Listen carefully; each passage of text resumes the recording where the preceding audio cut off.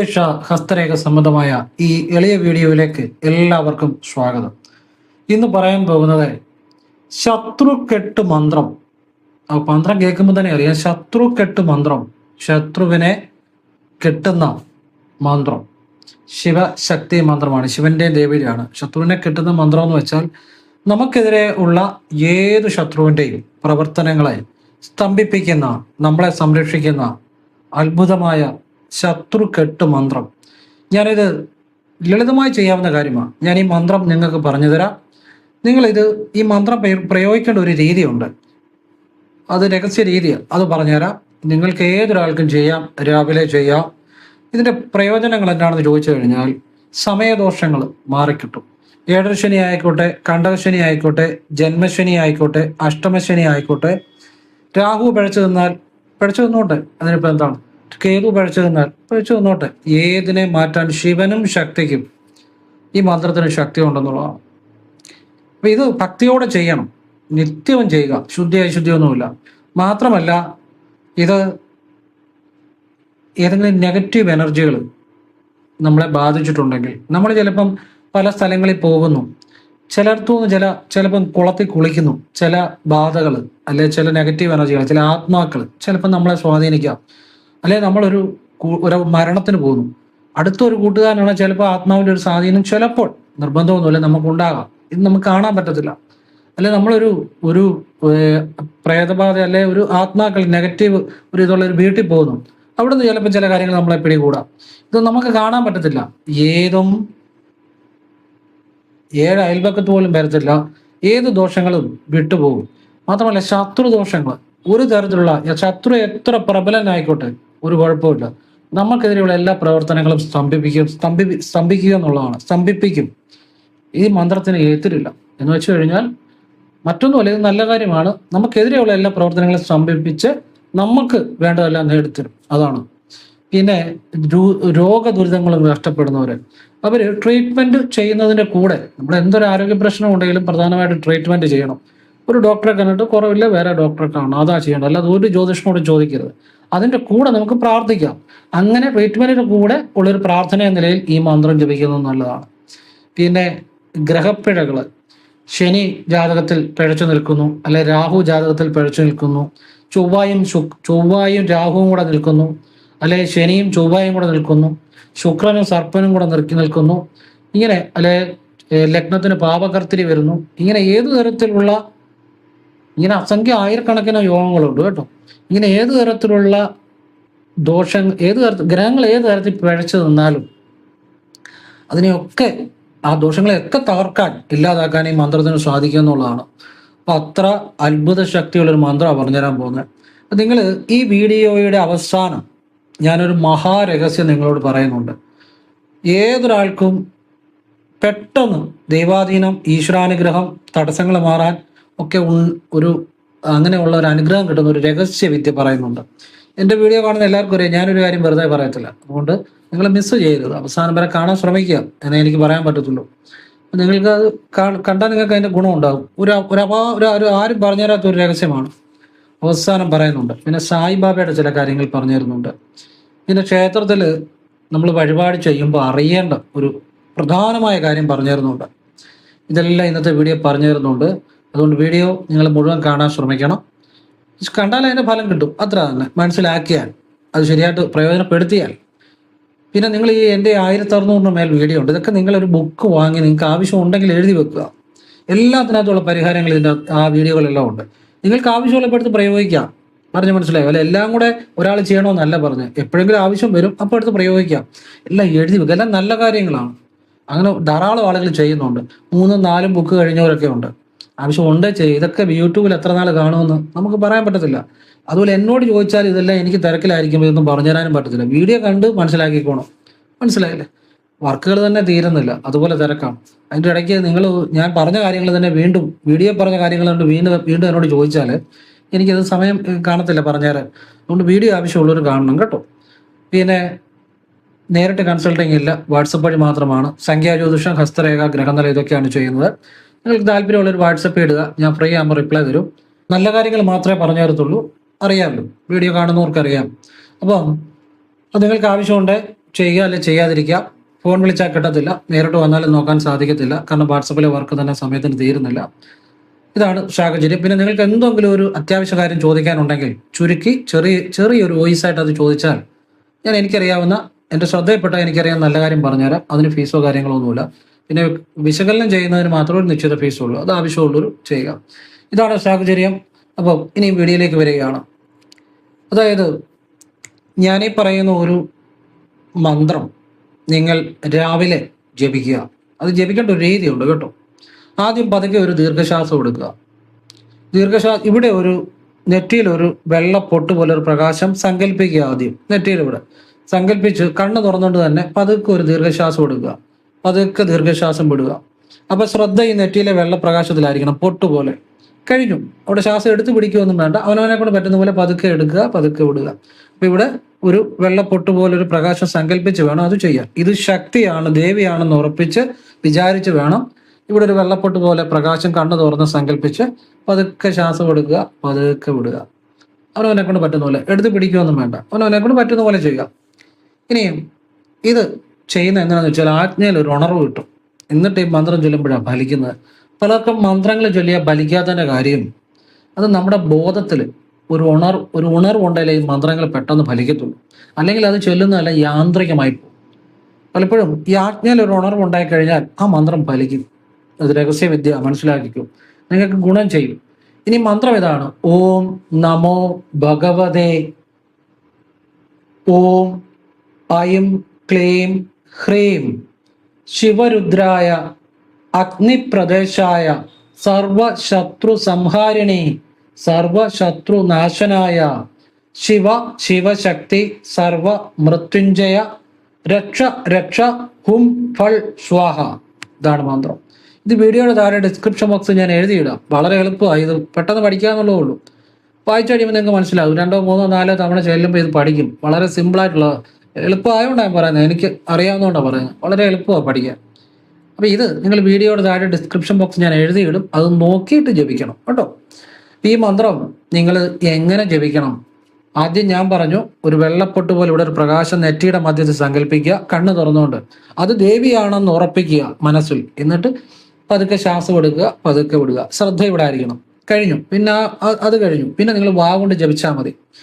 ഈ മന്ത്രം വാ കൊണ്ട് ജപിച്ചിട്ട് ഭസ്മം തൊടണം. മനസ്സിലായല്ലേ? ഈ മന്ത്രം ജപിച്ച ഭസ്മം തൊടണം. എത്ര തവണ ജപിക്കണം? ഈ മന്ത്രം ഒരു 9 തവണയോ 11 തവണയോ നിങ്ങൾ ജപിക്കണം. 9 തവണ ജപിക്കുവാണെങ്കിൽ നല്ലതാണ്. അല്ലെ 11 തവണ ജപിക്കുക. ഇനി അതല്ല, നിങ്ങൾക്ക് സമയമില്ല, 3 തവണ ജപിച്ചാൽ മതി.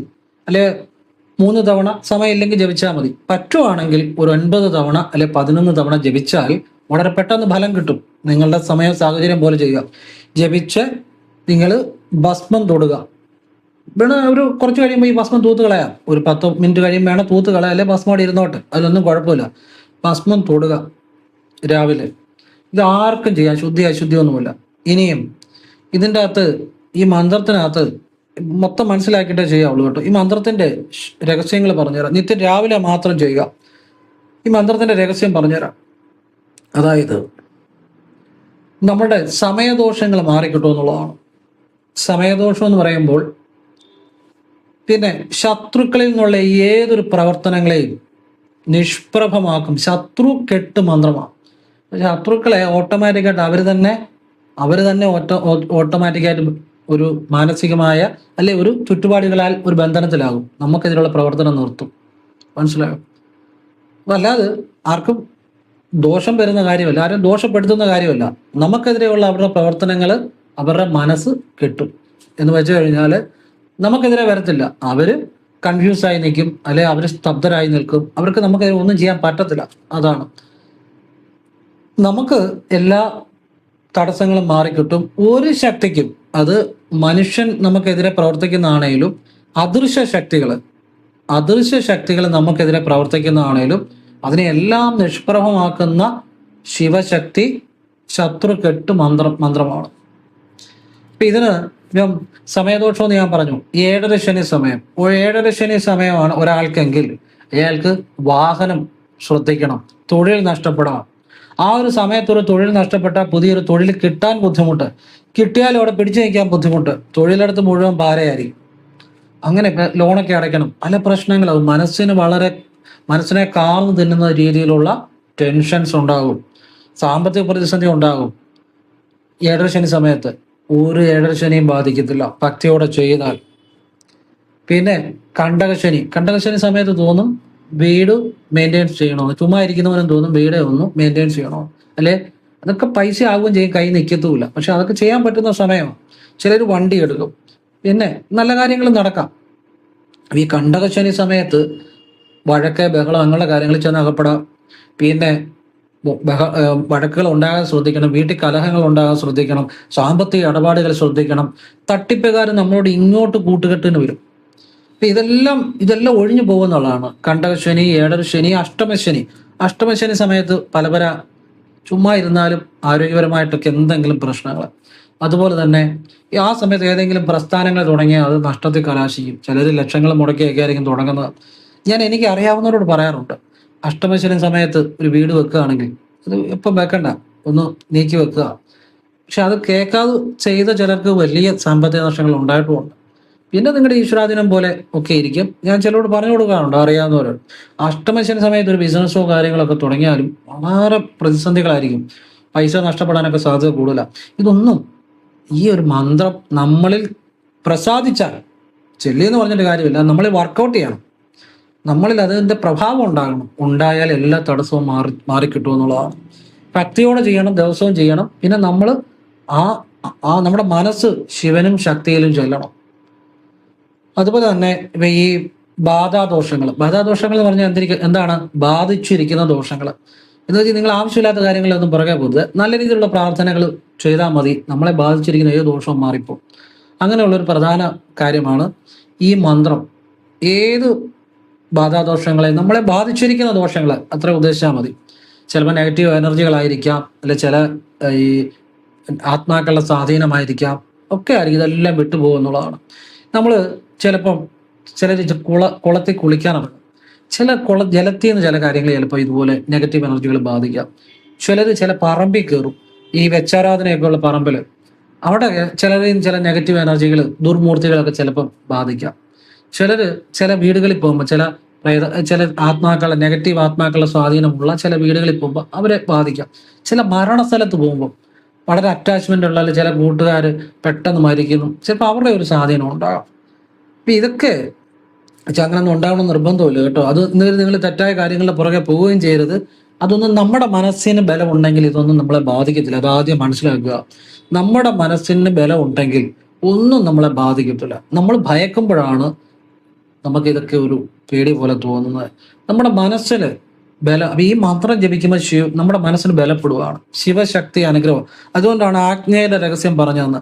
അപ്പോൾ നമ്മളെ ഒന്നും ബാധിക്കത്തില്ല. നമ്മൾ വിചാരിച്ചാൽ നമ്മളെ ഒന്നും ബാധിക്കത്തില്ലെന്നേ. നമ്മൾ ഭയക്കുന്നതോ അല്ലെ തെറ്റായ അറിവുകളുടെ പുറകെ പോകുന്നതോ ആവശ്യമില്ലാത്ത കാര്യങ്ങളുടെ പുറകെ പോകുന്നതാണ് പ്രശ്നം.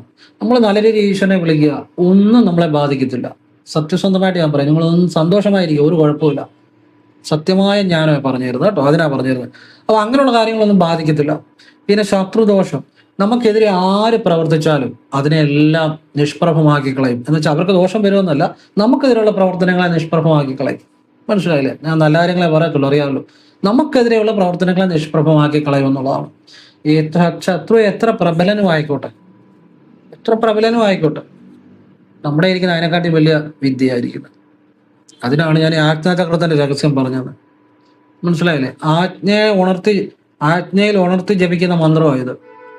പക്ഷെ നിങ്ങൾ വിശ്വസിക്കണം, ചെയ്യുന്ന കാര്യത്തിൽ മനസ്സ് പൂർണ്ണമായിട്ട് ചൊല്ലണം, അപ്പോഴേ ഫലം ഉണ്ടാകത്തുള്ളൂ. പിന്നെ ഒരു ദിവസം ചെയ്തുകൊണ്ട് ഫലം ഉണ്ടാകണമെന്നില്ല, പല ദിവസവും ആവർത്തിക്കുക വിശ്വാസത്തോടെ. പിന്നെ ഈ രോഗപീഠകളുണ്ട്, ബുദ്ധിമുട്ടുന്നവര് എന്ത് ചെയ്താലും ആരോഗ്യ പ്രശ്നങ്ങൾ, പക്ഷെ കാരണമൊന്നും കണ്ടെത്താൻ പറ്റുന്നില്ല. അപ്പൊ ആരോഗ്യ പ്രശ്നങ്ങൾ എന്തുണ്ടെങ്കിലും ഡോക്ടറെ പോയി കാണണം. അതാണ് ആദ്യം ചെയ്യേണ്ടത്. ഒരു ഡോക്ടറെ കണ്ടിട്ട് കുറവില്ല, വേറെ നല്ല ഡോക്ടറെ കാണുക, ഡോക്ടർ പറയുന്ന അനുസരിക്കുക, അതാ പ്രധാനമായിട്ട് ചെയ്യണം. അതിന്റെ കൂടെ നമുക്ക് പ്രാർത്ഥിക്കാം. ആ നിലയിൽ ചെയ്യാവുന്ന ഒരു നല്ല പ്രാർത്ഥനയാണ്. പിന്നെ ഗ്രഹപീഠകൾ, ചിലരുടെ ജാതകത്തിൽ ഇപ്പൊ രാഹു പിഴച്ചു നിൽക്കുന്നു, അവർക്ക് ലഹരി, മദ്യപാനം, തെറ്റായ കൂട്ടുകെട്ടുകളെ, തെറ്റായ ബന്ധങ്ങളെ, അതിലൊക്കെ പോയി ചാടും. അതായത് എന്ത് ചെയ്യാൻ പാടില്ലാത്ത അതിൻ്റെയൊക്കെ പുറകെ പോകും. പിന്നെ രാഹു എന്ന് പറഞ്ഞാൽ ഗ്രീഡി, അത്യാർത്തിയാ. ഈ ആർത്തിയാ എല്ലാത്തിനും പ്രശ്നം. ഇപ്പൊ പലരും പറയാറുണ്ട്, സാറേ ഞാൻ അതിന്റെ പുറകെ പോയി, എന്റെ ഇത്ര ലക്ഷം ഡെപ്പോസിറ്റ് ചെയ്ത് നഷ്ടപ്പെട്ടു. പക്ഷെ അതിന്റെ മൂല കാരണം എന്നാണെന്നറിയോ? ആർത്തി കൊണ്ട് പോകുന്നതാ.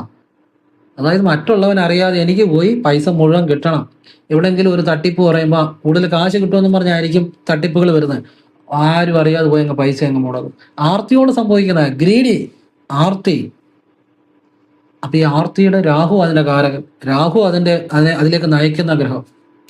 അപ്പൊ രാഹു പിഴച്ചു നിന്ന് കഴിഞ്ഞാൽ ലഹരിയുടെ ഉപയോഗങ്ങളെ, തെറ്റായ വഴികളെ, തെറ്റായ ബന്ധങ്ങളെ, എന്ത് ചെയ്യാൻ പാടില്ലാത്ത അതിൻ്റെയൊക്കെ പുറകെ പോകും. അപ്പൊ അങ്ങനെ പിന്നെ ശനി ഒരു ജാതകത്തിൽ മോശമായിട്ട് വന്നു കഴിഞ്ഞാൽ ആ വ്യക്തിയുടെ ജീവിതം ഒരു പ്രത്യേക രീതിയായിരിക്കും. ഒരു വൃത്തിയും കാണത്തില്ല, ഒരു വൃത്തിയുമില്ല, ഒന്നുമില്ല, ഒരു വല്ലാത്ത രീതിയായിരിക്കും. ഒരു അടുക്കവും ചിട്ടയും ഇല്ല. ആര് പറഞ്ഞാലും ഒന്നും അംഗീകരിക്കത്തില്ല. എന്ത് അവനവൻ്റെ ഇഷ്ടം പോലെ ചെയ്യും. തെറ്റായ പല മോശമായ കൂട്ടുകെട്ടുകളെ, ഇതിൻ്റെയൊക്കെ പുറകെ പോകുക എന്നുള്ളതാണ്.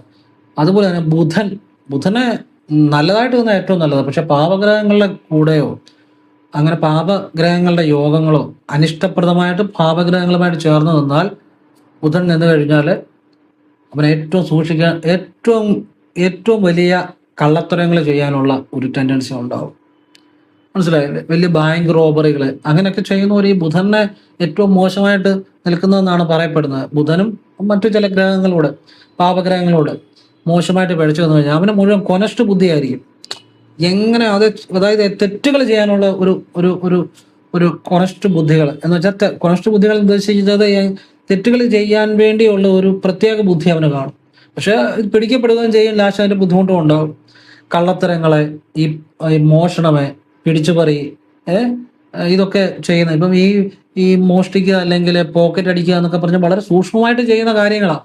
ഒരു വ്യക്തി അറിയാതെ വളരെ സൂക്ഷ്മമായിട്ട് ചെയ്യുന്ന കാര്യങ്ങളാണ്. ഇതിനൊക്കെ ഒരു ബുധന്റെ ഒരു സ്വാധീനം, ബുധൻ മോശമായിട്ട് നിന്ന് കഴിഞ്ഞാൽ, ബുധന്റെ കൂടെ പാപഗ്രഹങ്ങളുടെ സ്ഥിതികൾ ഉണ്ടെങ്കിൽ അങ്ങനെ ചില സ്വാധീനങ്ങൾ ഉണ്ടാകാം. ഞാൻ എല്ലാ തരത്തിലുള്ള ആളുകളുടെ കൈരേഖയൊക്കെ പരിശോധിച്ചിട്ടുണ്ട്. അതുകൊണ്ടാണ് പറയുന്നത്, എല്ലാ തരത്തിലുള്ള ആളുകളുടെയും കൈരേഖ ഞാൻ പരിശോധിച്ചിട്ടുണ്ട്. അത് നല്ല ആളുകളും ഉണ്ട്, അല്ലാത്തവരും ഉണ്ട്.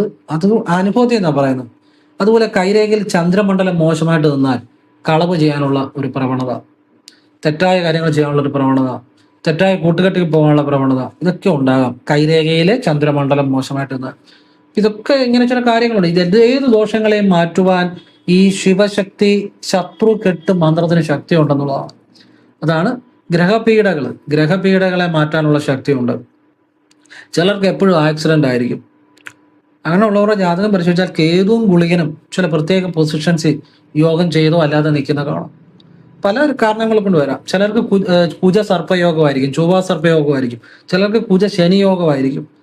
ചിലർക്ക് സൂര്യ സർപ്പയോഗമായിരിക്കും. ഇതൊക്കെ ഞാൻ അനുഭവങ്ങളിൽ എത്രയോ 10,000-കണക്കിന് ആളുകളെ ഗ്രഹനില ഞാൻ കണ്ട കാര്യങ്ങളാണ്, ഞാൻ കണ്ട ജീവിതങ്ങളാണ്, അനുഭവത്തിൽ നിന്നാണ് പറയുന്നത്. അപ്പൊ ഇങ്ങനെയുള്ള ഗ്രഹങ്ങൾ പിഴച്ചു നിന്നാൽ ഏതു തരത്തിലും ആയിക്കോട്ടെ, ആ ദോഷങ്ങളെ മാറ്റാനും ഈ മന്ത്രത്തിന് ശക്തി ഉണ്ടെന്ന് മനസ്സിലാക്കുക. മനസ്സിലായില്ലേ? ഈ മന്ത്രം ഇനിയും നിങ്ങൾക്ക് ഇപ്പം നമ്മുടെ വിദേശത്തൊക്കെ ഉള്ള എത്രയോ ആളുകൾ നമ്മുടെ വീഡിയോ കാണുന്നു. ഓൾമോസ്റ്റ് ഒരുപാട് വിദേശ രാജ്യങ്ങളിലെ മലയാളീസ് കാണുന്നുണ്ട്. അത് USA ആയിക്കോട്ടെ, മെക്സിക്കോ ആയിക്കോട്ടെ, സ്വിറ്റ്സർലൻഡ് ആയിക്കോട്ടെ, ഫ്രാൻസ് ആയിക്കോട്ടെ, അമേരിക്ക ആയിക്കോട്ടെ എന്ന് വേണ്ട ഒരുപാട് രാജ്യങ്ങളിലെ മലയാളീസ് വീഡിയോ കാണുന്നുണ്ട്. അപ്പൊ അവർക്ക് ഒരുപാട് ഭസ്മം കിട്ടിയെന്നിരിക്കത്തില്ല. അപ്പൊ അവർക്ക് അവിടെ ചെയ്യാൻ വേണ്ടി ഞാനൊരു കാര്യം പറഞ്ഞുതരാം. വെള്ളം, 2 കൈയിലും വെള്ളം എടുത്ത് കൂട്ടി തിരുമുക. എന്നിട്ട് ഈ മന്ത്രം ജപിച്ചിട്ട് അവരുടെ വലത് കൈയിൽ ഉച്ചിയിൽ ഒന്ന് തൊടുക. വലത് കൈയുടെ ഉള്ളം കൈ ഉച്ചിയിൽ തൊടുക. ഉച്ചി എന്ന് പറഞ്ഞാൽ അറിയാലോ, ഇത് ഇങ്ങനെ ഉള്ളം കൈ തൊടുക, വലത് കൈയുടെ കേട്ടോ. ഇടത് കൈ അല്ല, വലത് കൈ. ചിലപ്പോൾ ഞാനിങ്ങനെ വലത് കൈ കാണിക്കുമ്പോൾ വീഡിയോയിൽ ഇടത് കൈ പോലെ തോന്നും, അത് വീഡിയോ കാണുന്നതാണ്. പക്ഷെ വലത് കൈ പറയുന്ന കേൾക്കുക, വലത് കൈ തൊടുക. 2 കൈയിലും വെള്ളം ഇങ്ങനെ തൂക്കുക. എന്നിട്ട് ഈ മന്ത്രം ജപിക്കുക. 9 തവണയോ 3 തവണയോ ജപിക്കുക. ജപിച്ചു കഴിഞ്ഞാൽ നിങ്ങൾ ആ ശിവനെയും ശക്തിയെയും ഇവിടെ ഒരു വെള്ളപ്രകാശമായിട്ട് സങ്കല്പിച്ച് ഇവിടെ കൈ തൊടുക. ഇത് സങ്കല്പിച്ച് വേണം ആദ്യം ചെയ്യാൻ. പിന്നെ ഇത് ജപിച്ചു കഴിയുമ്പോൾ വെള്ളം തൊട്ട് തിരുമ്മി ചെയ്യുന്നവരെ ഒന്നുകൂടി ഇവിടെ ഒരു വെള്ളപ്രകാശം സങ്കല്പിക്കണം ഉച്ചയിൽ. എന്നിട്ട് അവിടെ ഈ കൈ കൊണ്ട് തൊടുക, അവിടെ സമർപ്പിക്കുക. ഈ ഉച്ചയ്ക്കും ഈ ആജ്ഞയ്ക്കും പ്രത്യേക ചില രഹസ്യങ്ങളുണ്ട്. ആജ്ഞയ്ക്കും ഉച്ചയ്ക്കും. ഇപ്പം ഭസ്മം കൊണ്ട് ആജ്ഞയിൽ മാത്രമുള്ള കാര്യമാണ് പറഞ്ഞത്. ഈ വെള്ളം തൊട്ട് ചെയ്യുന്നവരും ആദ്യം ആജ്ഞയിലെ വെള്ളപ്രകാശം സങ്കല്പിച്ച് ശ്വാസം പതുക്കെ എടുത്ത് പതുക്കെ വിടണം, എന്നിട്ട് ചെയ്യണം. അത് ചെയ്ത് മന്ത്രം ജപിച്ച് ഭസ്മം തൊട്ടാൽ മതി, പിന്നെ ഒന്നും ചെയ്യണ്ട. വെള്ളം തൊട്ട് ഭസ്മം തൊട്ട് ചെയ്യുന്നവരാണെങ്കിൽ, ഇനി വെള്ളം തൊട്ട് ചെയ്യുന്നവരാണെങ്കിൽ അവരും ആജ്ഞയിലെ വെള്ളപ്രകാശം സങ്കല്പിച്ച് പതുക്കെ ശ്വാസം എടുത്ത് പതുക്കെ വിടുക, അവനവനെ കൊണ്ട് പറ്റുന്ന പോലെ. എന്നിട്ട് വെള്ളം രണ്ട് കൈയിലും തൂത്ത് ഇങ്ങനെ വെച്ചു ജപിച്ചിട്ട് അവര് ഇവിടെ ഒരു വെള്ളപ്രകാശം സങ്കല്പിച്ച് ഉള്ളം കൈ ഉച്ചി വെക്കണം. വെള്ളം തൊട്ട് ഇങ്ങനെ ജപിക്കുന്നവര്, ഭസ്മം തൊട്ട് ജപിക്കുന്നവര് അവര് ഉച്ചി തൊടണ്ട, ആ വിദ്യ ചെയ്യണ്ട, ബാക്കി ചെയ്താൽ മതി. ഭസ്മം ഇങ്ങനെ ജപിച്ചു കഴിഞ്ഞാൽ പിന്നെ ഒന്ന് ഭസ്മം പുരട്ടി കഴിഞ്ഞാൽ ഒന്നും ചെയ്യണ്ട. ഭസ്മം നമ്മൾ കയ്യിലെടുത്ത്, അതായത് ആദ്യം ആജ്ഞയിൽ ഒരു വെള്ളപ്രകാശം സങ്കല്പിച്ച് ശ്വാസം പതുക്കെ എടുത്ത് പതുക്കെ വിട്ടു കഴിഞ്ഞാൽ 9 തവണ അല്ലെ 11 തവണ അല്ലെ 3 തവണ ജപിച്ച് ഭസ്മം പുരട്ടി കഴിഞ്ഞ് ഒന്നും ചെയ്യണ്ട. വെള്ളം തൊട്ട് ചെയ്യുന്നവരാണ് ആദ്യം അവരും ആജ്ഞയിൽ വെള്ളപ്രകാശം സങ്കല്പിച്ച് ആദ്യം ശ്വാസം എടുത്ത് ശ്വാസം വിട്ട് കണ്ണു തുറന്ന് തന്നെ ചെയ്യാം. എന്നിട്ട് ഭസ്മം എടുത്ത് ഈ മന്ത്രം ജപിച്ച് 9 തവണയോ 3 തവണയോ ജപിച്ച് അല്ലെ 11 തവണയോ ജപിച്ച് തൊടുക, പിന്നൊന്നും ചെയ്യണ്ട. അപ്പൊ ഇത് പറഞ്ഞു തരുന്നത് തെറ്റാതെ ചെയ്യാൻ വേണ്ടിയാണ് ക്ലിയർ ആയിട്ട് പറഞ്ഞു തരുന്നത് കേട്ടോ. അപ്പൊ ആ രീതി ചെയ്താൽ അത് ഫലമാണ്. അതുകൊണ്ടാണ് പറഞ്ഞത് നിത്യവും ചെയ്യുക. ഇത് നിങ്ങൾക്കൊരു കവചമായിരിക്കും. എന്തായിരിക്കും കവചം? Means protection. ആരുടെ പ്രൊട്ടക്ഷൻ? ഭഗവാന്റെയും അമ്മയുടെയും. അതിനപ്പുറത്തൊരു പ്രൊട്ടക്ഷൻ ഉണ്ടോ? ഒരു പ്രൊട്ടക്ഷനും ഇല്ല. ഈ പ്രൊട്ടക്ഷൻ അപ്പുറത്തൊരു പ്രൊട്ടക്ഷൻ വേണ്ട. ഈ പ്രൊട്ടക്ഷൻ അപ്പുറത്തൊരു പ്രൊട്ടക്ഷൻ ഇല്ല. ശിവനും ശക്തിയും അനുഗ്രഹം നിങ്ങൾക്കൊരു കവചം പോലെ നിങ്ങളെ സംരക്ഷിക്കും. ഏത് ആപത്തിൽ നിന്നും, ആപത്തുകള്, അപമൃത്യുകള്, അപകടങ്ങള്, ആപത്തുകൾ ഒഴിഞ്ഞു പോകുമെന്നുള്ളതാണ്. പറഞ്ഞ് മനസ്സിലായല്ലേ? ഈ ആപത്തും അപമൃത്യും അപകടങ്ങളും ഒക്കെ ഒരു കാരണം നമ്മുടെ മനസ്സ് പോകുന്നതാണ്, നമ്മുടെ ശ്രദ്ധ പോകുന്നതാണ്. അതിന് ചില നെഗറ്റീവ് ശക്തികളുടെ സ്വാധീനം കാണും. പലരും ഇപ്പം ഈ ഒരു അപകടം, എനിക്കൊരു അപകടത്തിൽ നിന്ന് ഞാൻ രക്ഷപ്പെട്ടു. അതുകൊണ്ട് എനിക്ക് എൻ്റെ ഒരു അനുഭവം എന്ന് വെച്ചാൽ, ഞാനൊരു പ്രാവശ്യം ഈ കോട്ടയത്ത് ജോലി ചെയ്യുമ്പോൾ കോട്ടയം റെയിൽവേ സ്റ്റേഷനിലോട്ട് ഓടി വരിക. അന്ന് വേണാടിന് വൈകിട്ട് വരാൻ വേണ്ടിയാണ്. വേണാട് 6:30 6:45 7 മണിക്കാണ്ട് അന്ന്, കുറേ വർഷങ്ങൾക്ക് മുമ്പ്. അപ്പോഴത്തേന് ഞാൻ ഓടി വരുമ്പം ഞാനങ്ങ് വീണു. ഓടി വന്നങ്ങ് റോഡിൽ വീണ് കഴിഞ്ഞപ്പം ആ സ്റ്റാൻഡിൽ നിന്ന്, അതിന് അടുത്തൊരു സ്റ്റാൻഡ് ഉണ്ടല്ലോ, പ്രൈവറ്റ് സ്റ്റാൻഡ്, ആ സ്റ്റാൻഡിൽ നിന്ന് ഒരു വണ്ടി കയറി വരിക. അപ്പം ഒരുമാതിരി ഇരുട്ടായി, എന്നെ കാണത്തില്ല, ഞാൻ വീണ് കിടക്കുക. അപ്പം എനിക്ക് വിളിച്ച് പറയണമെന്നുണ്ട്, ആ കനങ്ങുന്നില്ല. അപ്പം ദൂരെ നിന്ന് ആരോ ഒരാൾ കണ്ട് വണ്ടി തടഞ്ഞു നിർത്തിയാണ്. അതുകൊണ്ട് ഞാൻ രക്ഷപ്പെട്ടു. അപ്പോൾ ഞാനന്ന് മനസ്സിലാക്കിയ ഒരു കാര്യമുണ്ട്, ഈ അപകടം ഉണ്ടാകുമ്പോൾ ചിലർക്ക് ചിലപ്പോൾ കനങ്ങും, ചിലർക്ക് കനങ്ങത്തില്ല. മനസ്സിലായില്ലേ? ചിലർക്ക് ഒന്നും ചെയ്യാൻ പറ്റത്തില്ല, സ്റ്റക്കായിട്ട് നിൽക്കും. അപ്പൊ ഇതൊക്കെ ഈശ്വരാധീനം ഉണ്ടെങ്കിൽ അതൊക്കെ വഴിമാറിപ്പോവും. നമുക്ക് ആ സമയത്ത് രക്ഷപ്പെടാനും പറ്റും, ഒക്കെ പറ്റും. അതിങ്ങനെയുള്ള ഈശ്വരാധീനമാണ് പ്രധാനം. അപ്പൊ അതിനുള്ള നല്ല കാര്യമാണ് ഞാൻ ഈ പറഞ്ഞു തന്നത് കേട്ടോ. അപ്പം ഞാൻ പറഞ്ഞു തന്നേ ഉള്ളൂ കേട്ടോ. അത് നിങ്ങൾക്ക് പ്രയോജനം ചെയ്യും. നിങ്ങൾക്ക് ഞാനൊരു കാര്യം പറഞ്ഞുതരാം. സായിബാബയുടെ, അതായത് അത് ബിസിനസ്സുകാർക്കും സാധാരണക്കാർക്കും എല്ലാം പ്രയോജനം ചെയ്യും. സായിബാബയുടെ ഒരു ഫോട്ടോ വീട്ടിൽ വെക്കുക. വ്യാഴാഴ്ച അതിൻ്റെ മുന്നിൽ സായിബാബയെ പ്രാർത്ഥിച്ച് ഒന്നുകിൽ ഒരു ലഡു, അല്ലെ ഒരു ലഡു ആണേലും മതി, ആ ഫോട്ടോയുടെ ഒരു തട്ടത്തിൽ വെക്കുക. അല്ലെ മുട്ടായി ആണേലും വെക്കുക. അത് അല്ലെ ലഡു ആണേലും മതി. രാത്രി വെച്ചിട്ട് കിടക്കുക. എന്നിട്ട് ആ ലഡു രാവിലെ എഴുന്നേറ്റ് പക്ഷിമൃഗാദികൾക്ക് കൊടുക്കുക, നമ്മൾ കഴിക്കേണ്ട. മുട്ടായി ആണെങ്കിലും അത് പൊളിച്ച് പക്ഷിമൃഗാദികൾക്ക് ഇട്ട് കൊടുത്താൽ മതി, നമ്മൾ കഴിക്കേണ്ട. ഇത് വ്യാഴാഴ്ചകൾ ചെയ്യുക. ജീവിതത്തിൽ നല്ല മാറ്റം ഉണ്ടാവും. ഒരു നല്ല കാര്യമാണ്, വിശ്വാസത്തോടെ ചെയ്താൽ. ഇനിയും പലരും ചോദിക്കുന്ന ഒരു കാര്യമുണ്ട്. ഇപ്പം എന്നോട് വാട്സപ്പിൽ ഒരാളൊരു പരിഹാരം ചോദിച്ചെന്ന് വിചാരിച്ചു. ഭയങ്കര ദുരിതമാണ് സാറേ, ഭയങ്കര ബുദ്ധിമുട്ടാണ്, ദുരിതമായി, എനിക്ക് അതില്ല ഇതില്ല എന്നൊക്കെ ആയിരിക്കും പറയുന്നത്. അവസാനം ഞാൻ ഈ തിരക്കിനിടയിലും ഒരു പരിഹാരം പറഞ്ഞു കൊടുത്തെന്ന് വിചാരിച്ചു. അത് പറഞ്ഞു കൊടുക്കുന്ന ആത്മാർത്ഥമായിട്ടേ പറഞ്ഞു കൊടുക്കത്തുള്ളൂ. ഉടനെ എന്നോട് ചോദിക്കുന്ന ചോദ്യം ഇതാ, സാറേ എത്ര തവണ ചെയ്യണം? ഞാൻ പറഞ്ഞു, നിങ്ങൾക്ക് ആവശ്യമുള്ള അത്രയും ചെയ്യുക, ആവശ്യമില്ലേ ഒരു തവണയും ചെയ്യണ്ട. അപ്പം ഞാൻ അതിനെക്കുറിച്ചായിരുന്നു പറയാൻ പോകുന്നത്. എത്ര തവണ ചെയ്യണം ഒരു കാര്യം? അതായത് ഒരാളോട് ഞാൻ പറയുക, ഒരാൾ വരുന്നു, ഞാനൊരു പേന എടുത്തിട്ട് ഇവിടെ ഇരുന്ന് എഴുതി പറയുക, ആ പുത്തങ്കാവിലമ്മയ്ക്ക് 7 വെള്ളിയാഴ്ച ചെയ്യേ എന്ന് പറഞ്ഞ് ഞാൻ അവരെ എഴുതി കൊടുത്തു കഴിഞ്ഞാൽ, ഇങ്ങനെ എഴുതി കൊടുത്തു കഴിഞ്ഞാൽ, ഈ ഞാൻ പറയുന്ന കണക്കിനാണോ ദേവി അവിടെ ഇവരെ അനുഗ്രഹിക്കാനിരിക്കുന്നത്? അപ്പൊ ഞാനാരാ ദേവിക്കൊരു കണക്കിട്ട് കൊടുക്കാൻ? ചിന്തിക്കേണ്ട കാര്യമാണ്. ഒരിക്കലും അത് ശരിയായിട്ടുള്ള കാര്യമല്ല. നമ്മൾ അവിടെ സമർപ്പിക്കുക, അപേക്ഷിക്കുക.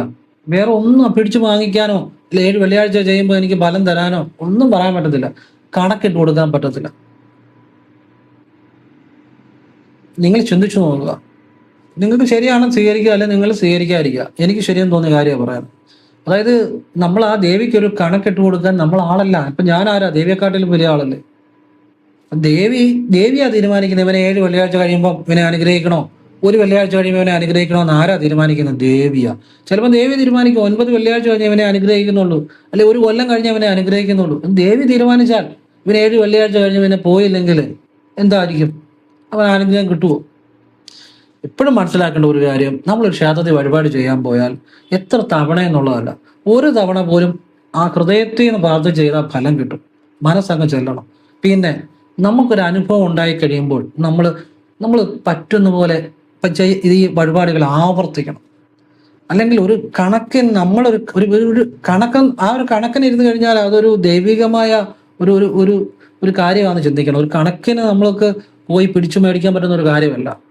നമ്മൾ അവിടെ സമർപ്പിക്കുക, വേറൊന്നും നമുക്ക് ചെയ്യാനില്ല. ബാക്കിയെല്ലാം അമ്മയുടെ ഇഷ്ടം. നമ്മളത് ആവർത്തിക്കുക, അതേ നമ്മുടെ കയ്യിൽ മാർഗമുള്ളൂ. നിങ്ങൾ ശ്രദ്ധിച്ചോണം, ഏത് അമ്പലത്തിൽ ചൊല്ലുമ്പോഴും ആ അമ്പലത്തിൽ സ്ഥിരമായിട്ട് വരുന്ന കുറേ ആളുകൾ കാണും. അവരെന്തുകൊണ്ടാണ് വരുന്നതെന്നറിയാം? അവർക്ക് ആ രഹസ്യം അറിയാം.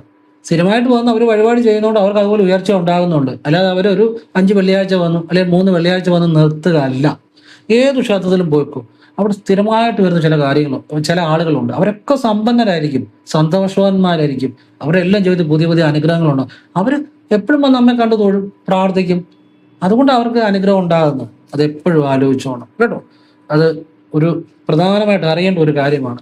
ഒന്നും വേണ്ട, ഞാൻ 2-3 കൊല്ലം പുത്തങ്കാലം അടുത്ത് പ്രാർത്ഥിച്ച് അറുനാഴി നേർന്നു കഴിഞ്ഞാൽ എനിക്കൊരു സ്ഥലവും വീട് മേടിച്ചില്ല, സ്ഥലം മേടിക്കാൻ പറ്റിയ അമ്മയുടെ അടുത്ത്.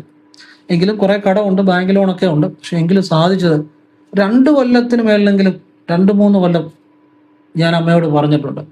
എന്ന് കരുതി ഞാനിപ്പോൾ 1 കൊല്ലം ചെന്ന് ഞാൻ അറുനാഴി പായസം നേർന്നു. ഇടയ്ക്കിടയ്ക്ക് ഞാൻ നേരുമായിരുന്നു. ഞാൻ 1 പ്രാവശ്യം നേർന്നു, അല്ലെ 2 പ്രാവശ്യം നേർന്നു. ഞാൻ അമ്മയോട് പറഞ്ഞു. എന്നുകരുതി ഞാൻ പിന്നെ അമ്മയെ വിളിക്കാതിരുന്നില്ല, ഞാനവിടെ പോകാതിരുന്നില്ല. എനിക്കറിയാമായിരുന്നു ഈ രഹസ്യം അമ്മ സാധിച്ചു തരും. ചിലപ്പോൾ എൻ്റെ സമയമായി കാണത്തില്ല, അതുകൊണ്ടായിരിക്കും. അല്ലെങ്കിൽ എനിക്ക് നല്ലതായിട്ട് ഒരു സ്ഥലം തരാനായിരിക്കും. അത് തന്നമ്മ. അതാ ഞാൻ പറഞ്ഞത്. ഇത് നിങ്ങൾ എപ്പോഴും ഓർത്തോളുക. അല്ലെങ്കിൽ 1 ആഴ്ച പോയി, 2 ആഴ്ച പോയി നിർത്തി ഉഴപ്പി, അല്ലെങ്കിൽ ഒരു 7 വെള്ളിയാഴ്ച പോയി. ഈ 7 വെള്ളിയാഴ്ച നമ്മളല്ല തീരുമാനിക്കേണ്ട, അമ്മയാ തീരുമാനിക്കേണ്ടത് എപ്പോൾ അനുഗ്രഹിക്കണമെന്നുള്ളത്. ചിലപ്പം 1 വർഷം ചെയ്യേണ്ടി വരും, ചിലപ്പം കുറെ ആവർത്തിക്കേണ്ടി വരും, ചിലപ്പം വർഷങ്ങൾ കഴിയുമ്പോഴായിരിക്കും ഒരു ഉയർച്ച കൊടുക്കും. പക്ഷെ ഉപേക്ഷിക്കത്തില്ല. അവന്റെ സമയം അതായിരിക്കും. അപ്പോഴേ അവനത് അനുഭവിക്കാൻ പറ്റത്തുള്ളായിരിക്കും. അതുകൊണ്ട് അതിനൊക്കെ കാരണം കാണും. പറഞ്ഞ മനസ്സിലായോ? അതുകൊണ്ട് എത്ര തവണ എന്നുള്ള ഒരു കാര്യം മനസ്സിൽ നിന്ന് വിടുക. എത്ര പ്രാവശ്യമാണേലും ദേവിയെ അല്ലെ ഏത് ദേവനെ ആണിക്കോട്ടെ തൊഴാനുള്ള മനസാന്നിധ്യം കാണിക്കുക. അവിടെ സമർപ്പിക്കുക. ബാക്കിയല്ല അവിടുത്തെ ഇഷ്ടമെന്ന് പറയുക. അങ്ങനെ ഉള്ളവരാണ് രക്ഷപ്പെട്ടിട്ടുള്ളവരെല്ലാം. വലിയ സമ്പന്നന്മാരായവരെല്ലാം അങ്ങനെ. അത് നിങ്ങളുടെ ഒരു അറിവില്ലായ്മ മാറാൻ വേണ്ടി ഞാൻ പറഞ്ഞതാണ്. മനസ്സിലായെങ്കിൽ രക്ഷപ്പെട്ടു, മനസ്സിലായില്ലെങ്കിൽ അത് നിങ്ങളുടെ ഇഷ്ടം. എനിക്കറിയത്തില്ല, കൃത്യമായിട്ട് വേണ്ട കാര്യം പറഞ്ഞാൽ. ഇനിയും പറഞ്ഞുതരാൻ പോകുന്നൊരു മഹാരഹസ്യമാണ്. മഹാരഹസ്യം എന്ന് പറഞ്ഞാൽ മഹാരഹസ്യം. ഞാനത് കാണിക്കാം, നിങ്ങൾക്കൊരു കാണിച്ചോണ്ട് പറഞ്ഞുതരാം. ഇപ്പം ഞാൻ വെള്ളം കുടിക്കാൻ പോകും, കണ്ടോണം. വെള്ളം കുടിക്കുന്നതിന് മുമ്പ് ശിവോഹം വെള്ളം കുടിച്ചു. ശിവോഹം ഞാൻ വാഗോണ്ട് ജപിച്ച് വെള്ളം കുടിച്ചു. ഇനി വാഗോണ്ട് ജപിക്കാൻ പറ്റാത്ത സാഹചര്യമാണ് മനസ്സിൽ ജപിക്കുക. ഇപ്പം ആളുകളൊക്കെ ഇരിക്കുന്നുണ്ടെങ്കിൽ നമ്മൾ വാഗോണ്ട് ജപിക്കണം, മനസ്സിൽ ജപിച്ചാൽ മതി. എങ്കിലും ഈ ജപം നടക്കണം. വെള്ളം കുടിക്കുന്നതിന് മുമ്പ് ശിവോഹം. ഇനി ആഹാരം കഴിക്കുന്നതിന് മുമ്പ് ഒന്നുകിൽ ശിവോഹം, അല്ലെ ഓം നമോ നാരായണായ, അല്ലെ ഓം കൃഷ്ണായ നമ, അല്ലെ ഓം ശരവണ ഭവ, അല്ലെ സർവമംഗളമംഗല്യ, അല്ലെ ഭദ്രേ നാരായണ, അമ്മേ നാരായണ, ലക്ഷ്മി നാരായണ. നിങ്ങൾക്ക് ഇഷ്ടമുള്ള നാമം ജപിക്കുക. ജപിച്ചിട്ട് ആഹാരം കഴിക്കുക. അത് വാഗൊണ്ട് പറ്റുവാണെങ്കിൽ വാഗൊണ്ട് ജപിക്കുക, അല്ലാത്തപ്പോൾ മനസ്സിൽ ജപിക്കുക. ആഹാരം കഴിക്കുന്നതിന് മുമ്പേ, വെള്ളം കുടിക്കുന്നതിന് മുമ്പേ ഇങ്ങനെ നമ്മളുടെ ഇഷ്ടദേവത നിങ്ങൾക്ക് ഇഷ്ടമുള്ള ജപിക്കാം കേട്ടോ. ഞാൻ ശിവോഹം ജപിച്ചെന്നേ ഉള്ളൂ, നിങ്ങൾക്ക് ഇഷ്ടമുള്ളത് നിങ്ങൾക്ക് ജപിക്കാം. അമ്മേ നാരായണയോ, ലക്ഷ്മി നാരായണയോ, ഭദ്രേ നാരായണയോ, സർവമംഗളമംഗല്യോ, ഓം ശരവണ ഭവയോ, ശിവായ നമയോ, ശിവോഹമോ, ഓം കൃഷ്ണായ നമയോ, എന്ത് വേണേലും നിങ്ങൾക്ക് ജപിക്കാം, നിങ്ങൾക്ക് ഇഷ്ടമുള്ള. അപ്പൊ അങ്ങനെ ഏതെങ്കിലും ഒരു മന്ത്രം, ഓം നമോ നാരായണായോ, ഓം നമോ ഭഗവതേ വാസുദേവായോ, ഏത് വേണേലും ജപിക്കാം. ഓം നമോ ഭഗവതേ വാസുദേവായ, ഓം നമോ നാരായണായ, ഓം കൃഷ്ണായ നമ, ഏതെങ്കിലും ഒരു മന്ത്രം ആഹാരം കഴിക്കുന്നതിന് മുമ്പേ, വെള്ളം കുടിക്കുന്നതിന് മുമ്പേ മനസ്സിലോ വാഗൊണ്ടോ ജപിക്കുക. എന്നിട്ട് കഴിക്കുക അല്ലെ കുടിക്കുക. മന്ത്രം ജപിച്ചിട്ട് വേണം. അതായത് ഇത് ജപിച്ചുകൊണ്ട് കഴിക്കുകയോ ജപിച്ചുകൊണ്ട് കുടിക്കുകയോ അല്ല, ജപിച്ച ശേഷം വെള്ളം കുടിക്കുക, ജപിച്ച ശേഷം ആഹാരം കഴിക്കുക. വ്യക്തമാണ്, ഞാൻ പറഞ്ഞ മനസ്സിലായല്ലോ. അപ്പൊ ഇതിൻ്റെ ഒരു മഹാരഹസ്യമുണ്ട്. എന്താണെന്നറിയോ? ശ്രദ്ധിച്ചു കേട്ടോണം. നമ്മൾ ആഹാരം കഴിക്കുമ്പോഴെന്താ ചെയ്യുന്നത്? നമ്മൾ ഈ കഴിക്കുന്ന ആഹാരത്തിന് ചൈതന്യം, പ്രാണശക്തി അല്ലെങ്കിൽ ഊർജം നമ്മുടെ കോശങ്ങളിലേക്ക്, ഓരോ കോശങ്ങളിലേക്കും അതിൻ്റെ ഒരു ഊർജം ലഭിക്കുന്നു. ആഹാരത്തിൽ നിന്നുള്ള ഊർജം നമ്മുടെ ശരീരത്തിലെ എല്ലാ കോശങ്ങളിലേക്കും വ്യാപിക്കുന്നു. അതിൽ നിന്നാണ് നമുക്ക് പ്രവർത്തിക്കാനുള്ള, നമ്മളെ ജീവൻ നിലനിർത്താനുള്ള ശക്തി കിട്ടുന്നത്. അതിനുവേണ്ടി ആഹാരം വെള്ളം കുടിക്കുന്നു, അല്ല ചുമ്മാ കോമഡിക്ക് വേണ്ടി തമാശന് വേണ്ടി ആരെങ്കിലും വെള്ളം ആഹാരം കുടിക്കുമോ? ഇല്ല, നമ്മുടെ ശരീരത്തിന് ആവശ്യമാണ്. അതുകൊണ്ടാണ്, ശരീരം നിലനിർത്താൻ വേണ്ടിയാണ്. ഓരോ കോശങ്ങൾക്കുള്ളിലും അതിൻ്റെ ആഹാരം കഴിക്കും, വെള്ളം കഴിക്കുമ്പോഴും അതിൻ്റെ ഊർജം ചെല്ലുന്നുണ്ട്. ആ ഊർജം ഓരോ കോശങ്ങൾക്കുള്ളിലും ചെല്ലുന്നതോടൊപ്പം ഈ മന്ത്രത്തിന്റെ ബോധവും നിങ്ങളുടെ ഓരോ കോശങ്ങളിലേക്കും വ്യാപിക്കും. അങ്ങനെ വ്യാപിക്കുമ്പോൾ നമ്മുടെ ഉള്ളിൽ പ്രാണശരീരമുണ്ട്, ഊർജ ശരീരം. അവിടെ കൂടുതൽ പ്രാണശക്തി, ആ ദൈവികമായ ബോധം ഉണ്ടായി വരും. അങ്ങനെ ഉണ്ടായി വരുന്നവരെ ഒറ്റ തവണ എൻ്റെ കൃഷ്ണ എന്ന് വിളിച്ചാലും ആ വിളി അവിടെ കേൾക്കും. ഇപ്പം ഈശ്വരനെ വിളിക്കുന്ന ഉപാസകന്മാരായിക്കോട്ടെ, അവരൊക്കെ നടക്കുമ്പോഴും ഇരിക്കുമ്പോഴും ആഹാരം കഴിക്കുന്നതിന് മുമ്പ് എല്ലാം ആ ദേവതയെ സ്മരിച്ചുകൊണ്ടാണ്. അതുകൊണ്ടാണ് എൻ്റെ കൃഷ്ണ എന്ന് വിളിച്ചാൽ മതി. അവിടെ പൂന്താനമൊക്കെ എൻ്റെ കൃഷ്ണ എന്ന് വിളിച്ചാൽ അവിടെ കൃഷ്ണൻ വിളി കേട്ടു. കുരുരമ്മ എൻ്റെ കണ്ണാന്ന് വിളിച്ചാൽ മതി, അവിടെ വിളി കേട്ടു. അല്ലാതെ വലിയ 10 പേജുള്ള മന്ത്രമൊന്നും ജപിക്കണ്ട, ഒരു പൂജയും ചെയ്യണ്ട, അവിടെ എൻ്റെ കൃഷ്ണ എന്ന് വിളിച്ചാൽ അവിടെ വിളി കേട്ടു. അപ്പൊ ഇവര് എപ്പോഴും ഈ ഭഗവാന്റെ നാമം ജപിച്ചുകൊണ്ടിരിക്കുകയാണ്. ഞാൻ എപ്പോഴും ജപിക്കണമെന്ന് പറയുന്നില്ല, കാരണം നിങ്ങൾ ജോലിയൊക്കെ ചെയ്യുമ്പോഴും അല്ലെ റോഡിൽ കൂടെ നടക്കുമ്പോഴും വണ്ടി ഓടിക്കുമ്പോഴും ഒന്നും വേണ്ട. കുറഞ്ഞ പക്ഷം ആഹാരം കഴിക്കുന്നതിന് മുമ്പും വെള്ളം കുടിക്കുന്നതിന് മുമ്പെങ്കിലും ജപിക്കുക. പിന്നെ എൻ്റെ വിശകലനം ചെയ്ത് പറഞ്ഞു കൊടുത്തവരോട് ഞാൻ പറഞ്ഞു തന്ന അതേ രീതി ചെയ്യുക. അവർ പറ്റുമ്പോഴൊക്കെ ഞാൻ പറഞ്ഞ പോലെ ഒരു കാര്യം തുടങ്ങുന്നതിന് മുമ്പേ ഒരു കാര്യം അവസാനിക്കുമ്പോഴേ ആ രീതിയിൽ തന്നെ ജപിക്കണം. അല്ലാതെ നമ്മുടെ വീഡിയോ കാണുന്നവർ സാമാന്യം കുറഞ്ഞ പക്ഷം ആഹാരം കഴിക്കുന്നതിന് മുമ്പെങ്കിലും അല്ലെ വെള്ളം കുടിക്കുന്നതിന് മുമ്പെങ്കിലും ഒരു ഈശ്വരന്റെ നാമം നിങ്ങൾ ജപിക്കുക, മനസ്സുകൊണ്ടോ ഭാഗം ജപിക്കുക. അത് ആ ബോധം, ആ മന്ത്രബോധം നിങ്ങളുടെ ഓരോ കോശങ്ങളിലും എത്തിച്ചേരും. അപ്പോഴാണ് നിങ്ങളുടെ പ്രാണശരീരം, ഊർജ ശരീരം, ആ ഈശ്വര ബോധം ഉണ്ടായി വരുന്നത്. അപ്പോഴും നിങ്ങളുടെ ഉള്ളിൽ മാറ്റം ഉണ്ടാകുമ്പോൾ, നിങ്ങളുടെ സൂക്ഷ്മ ശരീരത്തിൽ മാറ്റം ഉണ്ടാകുമ്പോഴേ നിങ്ങളുടെ സ്ഥൂല ശരീരത്തിലും നിങ്ങൾക്ക് ചുറ്റുമുള്ള ലോകത്തിലും മാറ്റങ്ങൾ വരത്തുള്ളൂ. ഉള്ളിൽ ആ മാറ്റം നടക്കേണ്ടത്. മനസ്സിലാകുന്നുണ്ടോ? സിമ്പിളായിട്ട് പറഞ്ഞിട്ട് നമ്മൾ വലിയ രഹസ്യത്തിലേക്കാണ് കയറിപ്പോയെ. സിമ്പിളായിട്ട് അങ്ങ് തുടങ്ങും, പോകുന്ന വലിയ രഹസ്യങ്ങളിലേക്കായിരിക്കും. അതാ എൻ്റെ ഒരു രീതി. പറയുമ്പോൾ തുടങ്ങുന്നത് വളരെ സിമ്പിളായിരിക്കും, പക്ഷെ അവസാനിക്കുന്നത് മഹാരഹസ്യങ്ങളിലായിരിക്കും. നിങ്ങൾക്കിത് ദിവസവും ചെയ്യുക. ഇതിൽ പരം ഒരു പ്രാർത്ഥനയില്ല, ഇതിൽ പരം ഒരു വലിയൊരു ഈശ്വരീയമായ കാര്യമില്ല. അന്നപാനാദികൾക്കൊപ്പം ആ അന്നപാനാദികൾക്ക് മുമ്പ് ജപിക്കണം. എന്നിട്ട് അന്നപാനാദികൾ, അന്നം എന്ന് വെച്ചാൽ ആഹാരം, പാനം എന്ന് വെച്ചാൽ കുടിക്കുന്ന വെള്ളം, അത് മുമ്പ് ഒരു മന്ത്രം ജപിച്ചിട്ട് നിങ്ങൾ ആഹാരം കഴിക്കുക, വെള്ളം കുടിക്കുക. അതിനോളം മഹാവിദ്യ എന്ന് പറഞ്ഞാൽ വേറെ എന്താണുള്ളത്? ഇങ്ങനെയുള്ളവർ എവിടെ ഇരുന്നുകൊണ്ട് ഈശ്വരനെ വിളിച്ചാലും ആ വിളി കേൾക്കും. അവരുടെ കാര്യങ്ങൾ പെട്ടെന്ന് നടന്നു കിട്ടുകയും ചെയ്യും. അവരെ പ്രത്യേകിച്ച് ദോഷങ്ങളൊന്നും ബാധിക്കത്തുമില്ല. അതാണ് അതിൻ്റെ രഹസ്യം. അപ്പം നമ്മുടെ വീഡിയോ കാണുന്ന ലക്ഷോപലക്ഷമുള്ള ലോകത്തിൻ്റെ നാനാഭാഗത്തുള്ളതും, ഇന്ത്യയിലെ തന്നെ ഓൾമോസ്റ്റ് എല്ലാ സംസ്ഥാനങ്ങളിലും ഉണ്ട് മലയാളീസ്. പിന്നെ ലോകത്തിൻ്റെ നാനാ ഭാഗങ്ങളിലും ഒരുപാട് ഈ ആൻഡമാൻ നിക്കോബാർ ദ്വീപിൽ നിന്നൊക്കെ മലയാളീസ് നമ്മുടെ വീഡിയോ എല്ലാ തരത്തിലുള്ള ആളുകളും ഫോളോ ചെയ്യുന്നുണ്ട്. അത് ലാറ്റിൻ അമേരിക്കൻ രാജ്യമായിക്കോട്ടെ, യൂറോപ്പ് ആയിക്കോട്ടെ, ഗൾഫ് കൺട്രീസ് ആയിക്കോട്ടെ, എല്ലാം മലയാളീസ്. ഇന്ത്യയിലെ വിവിധ സംസ്ഥാനങ്ങളായിക്കോട്ടെ, അങ്ങനെ ഒരുപാട് ലോകത്തിന് നാനാഭാഗത്തും ഇതുപോലെ നല്ല കാര്യങ്ങൾ, ആത്മീയ കാര്യങ്ങൾ. ഞാൻ പറഞ്ഞല്ലോ, ജപ്പാനിൽ പോലും നമ്മുടെ വീഡിയോ ഫോളോ ചെയ്ത് വിളക്ക് ആ രീതി കത്തിക്കുന്ന മലയാളീസ് ഉണ്ട്. ഇതെല്ലാം നല്ല കാര്യങ്ങളാണ്. ഇതൊക്കെയാണ് അറിയേണ്ടത്.